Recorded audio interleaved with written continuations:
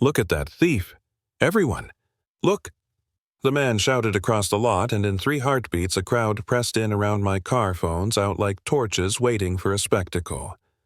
I stood with my hands visible a folder in my jacket and said, calm as I could, "Sir, this is my car. I have the title and registration right here." That's the hook, the moment that turns a normal night into something you can't forget. My name is Jordan Hayes. I'm 30, grew up in the West Side, worked my way through night classes and double shifts, and I bought that midnight blue Ferrari with 6 years of overtime and a lot of coffee. Not to show off, but because I promised my mom I'd make something of everything she sacrificed. Yeah, that happened. The license plate read, "Earned it." Not because I needed anyone to know, but because someone had to remember what it cost to get here. Late nights, scholarships, student loans paid off last month, every stitch of leather, a little ledger of sweat. Across from me sat Liam Porter, son of the man who owned Willow Creek Square. Neat hair, a whiskey glass, the kind of smirk you learn to hate fast, 2 friends laughing like they're auditioning for cruelty. They saw the car, narrowed their eyes, and decided they owned tonight's story, so they started writing it loud. "Ferrari? Probably stolen," Liam said, and the guy next to him kicked the tire like he was testing a theory, not a human's property. I could have walked away, left the scarf for my mom another day, but I owned the space and I wasn't going to be shuffled off the sidewalk for someone else's performance. I walked into the boutique to ask for a scarf. The clerk, Rosa, helped me with a smile and that small human conversation that makes a neighborhood feel like home, and from the shop window, I saw Liam stand, point me out, and the game started. He stepped into my path on purpose, spilled bourbon onto the sidewalk, watched the drops bead on my shoe, and made a scene. "You don't even apologize," he said, as if my silence was a provocation. I shrugged it off, not because I was afraid, but because letting him bait me would only give him the validation he wanted, yet that calm irritated him more. Of course it did. They built the narrative like bad scriptwriters. Suspicious car, hostile driver, possible theft. They stacked the crowd as witnesses, they created the spectacle, and they called a guard who knew Liam by name and not me. The first lesson was obvious. Power greets people it knows differently than folks who look like me. You know what I mean. Officer Reed arrived like he was walking into a rehearsed scene handshake with Liam, polite nod to his friends, and then a cold shift toward me. The way you move when you're ready to perform authority. He asked for ID.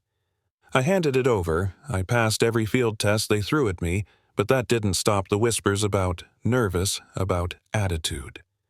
When I pulled out my phone to call my lawyer, Liam grabbed my wrist like a man grabbing a prop, and the crowd leaned in as if this were entertainment, not a person's dignity on the line. Then, the escalation.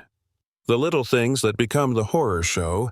Liam ran a key along my car, a long scrape, a sound like nails on everything I owned, and then he laughed.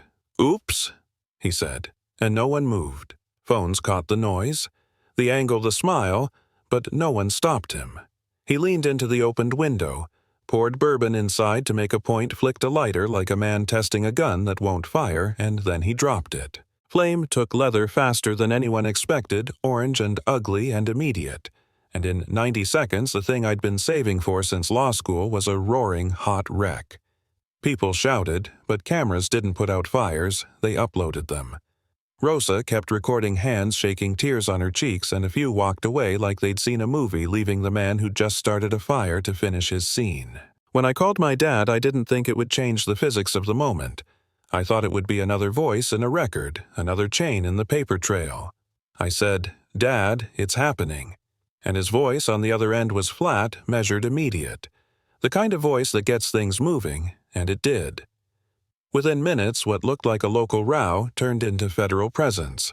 Black SUVs, men in suits quietly organizing like a storm arriving with purpose. It turned out this plaza wasn't new to patterns. My father, Attorney General Samuel Hayes, had seen similar reports. Complaints stacking up a rhythm of harassment. They'd been watching Willow Creek Square quietly.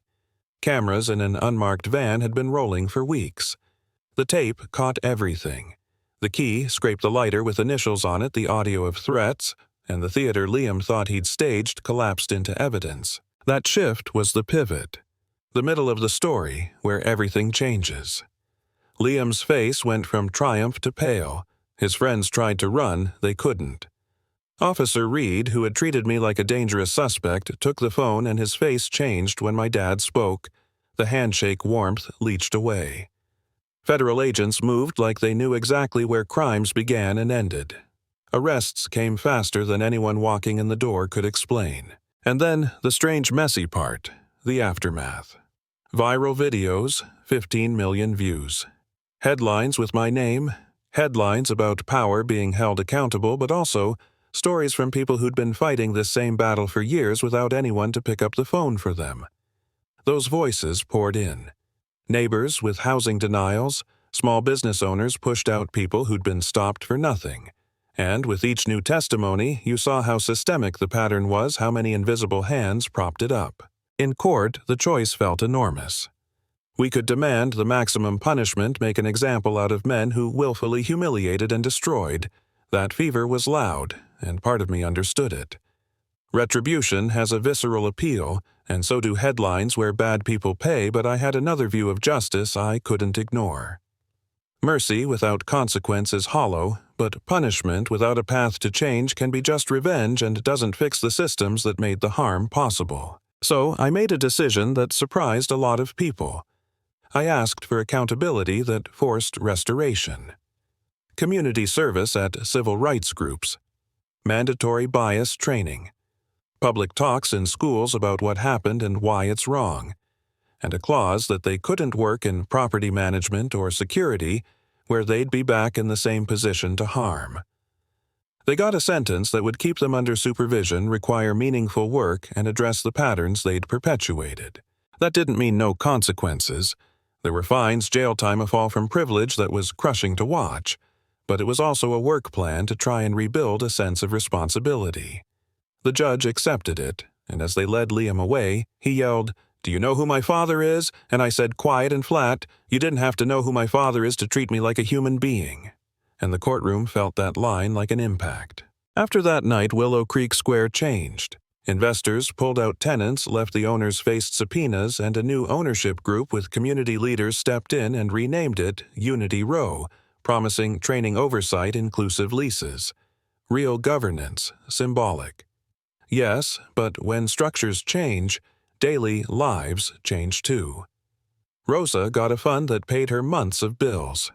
The fundraiser we started for replacing the car doubled the goal, and the extra went to legal aid for people who can't afford lawyers, and Officer Reed's record was opened for review. Patterns found there too, things that had been buried in paperwork came back to light. But none of that wipes clean the scar of what happened in the parking lot the night my car burned. The real stubborn question this story keeps asking is, what would have happened if my name wasn't Hayes? If my father wasn't the Attorney General? If I didn't have someone on the other end of the phone? The truth is, visibility did what it always does. It amplified accountability that otherwise might have been ignored, and that is both a relief and a condemnation of how unequal outcomes are. So here's the invitation. The part where I'm asking you to be more than a spectator. What would you have done in that parking lot? Would you have stayed and recorded or stepped in? Would you have called the cops or a lawyer or offered a phone number? And bigger, do you think accountability should mean punishment only, or should it also mean repair and education? Tell me, did I make the right call asking for restorative conditions, or should I have pushed for maximum sentences? Drop your thoughts in the comments. Tell us what you'd have done when you saw someone targeted. Share a time you stepped up or stepped back and what you learned. Argue with me if you need to fight me in the replies, but also leave one concrete thing you'll do next time you see injustice. Stand with a witness, call a number, give money to legal aid. Speak up. The story is messy, but it's real, and the change we're after needs to be louder than the discomfort that keeps most of us scrolling past.